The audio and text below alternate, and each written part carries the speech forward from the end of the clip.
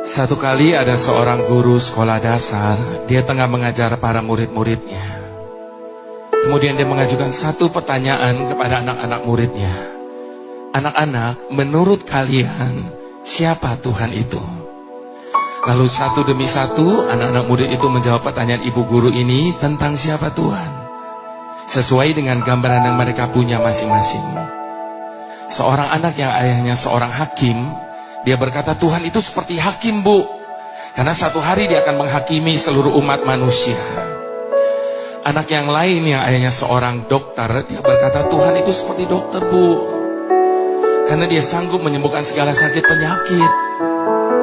Anak yang lain yang ayahnya seorang konglomerat, dia berkata, Tuhan itu seperti konglomerat, Bu, karena dia sanggup memberikan apa saja kepada setiap orang yang meminta kepadanya.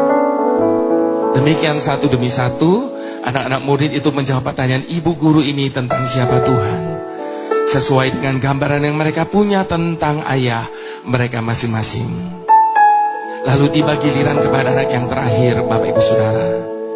Namun sayangnya anak ini tidak hidup seberuntung teman-teman yang lain, karena dia hidup dalam keadaan yang sangat amat sederhana. Dia bahkan tidak berani menjawab pertanyaan ibu gurunya. Dia cuma bisa tundukkan kepalanya. Lalu ibu gurunya tanya lagi, Nak, tolong dijawab, menurut kamu siapa Tuhan itu? Perlahan dia angkat wajahnya. Dengan suara bergetar dia berkata, Tuhan itu seperti pemulung, Bu.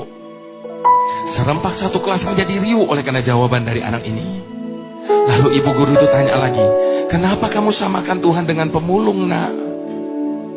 Sambil menitikan air mata, anak itu berkata, pemulung memungut sesuatu yang tidak berguna, membersihkannya dan menjadikannya sesuatu yang berguna. Satu kelas yang tadinya riuh mendadak menjadi hening. Lalu sambil menangis anak itu berkata, demikian dengan hidup saya, Bu. Ketika ayah saya menemukan saya di pinggir jalan, dia membawa saya pulang ke rumahnya. Dia mengasuh saya, dia mendidik saya sampai saya bisa sekolah di tempat ini.